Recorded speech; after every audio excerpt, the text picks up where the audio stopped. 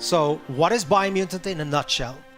Biomutant is an open world post-apocalyptic kung fu fable. Basically, in terms of structure, it's like Zelda Breath of the Wild, I guess, but the feedback that we've been getting over the years, it's that it's kind of a strange, weird, good mix between Ratchet and Clank, Devil May Cry, Batman Arkham, yeah, and a couple of other influences. So it's truly an open world game, 8x8 kilometers, filled with a lot of weird events and fun things to find. I think the primary thing that we worked a lot with is the control that the player have over the character customization.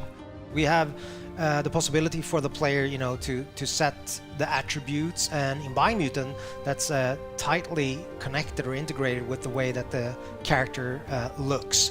But the player is like completely free to morph their own breed, we call it a breed, but mammal, if you will. And eventually, people have a lot of assumptions on what kind of animal this is. But for me, and I guess the team, we have allowed the player to make what I call, more like a Muppet.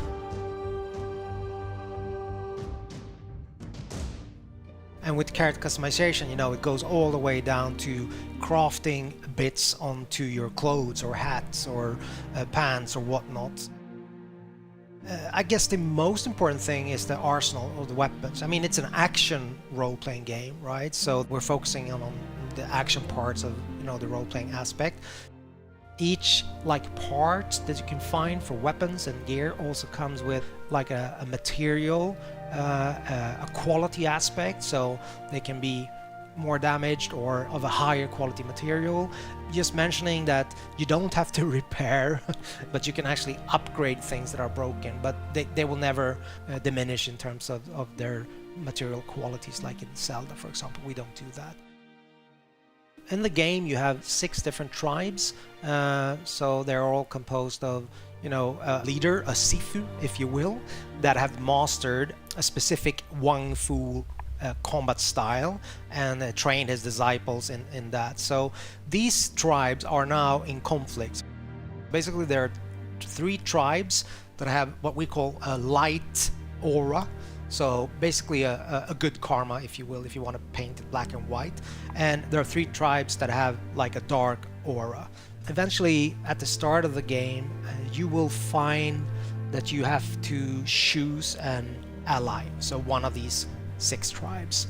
As you move along or go further into the game, you're free at any time to change your allegiance. But at the start of the game, you choose one of these 2 tribes. And basically, at that point, the state of the world is represented by a huge tree that's at the heart of the 8x8 kilometer open world. So it's a representation of the world either going under or the world surviving. So this is all tied to the tree of life.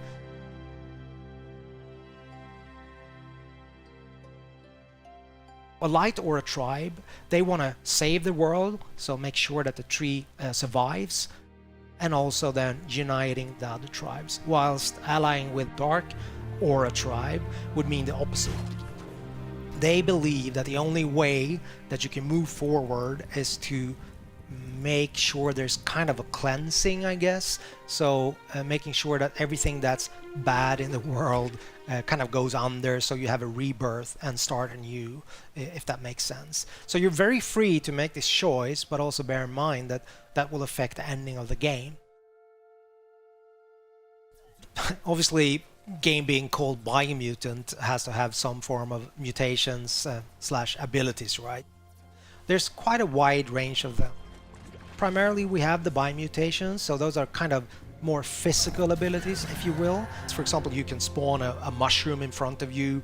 That has multiple uses. If I just use that one as an example in terms of creative freedom for you as a player, combining this jumping up on the mushroom with, let's say, just electricity shooting out from your fingers, like the Emperor in Star Wars, or once the character is airborne, like your enemy, just going up there, unleashing some other kind of strange abilities. I don't want to go into all of them.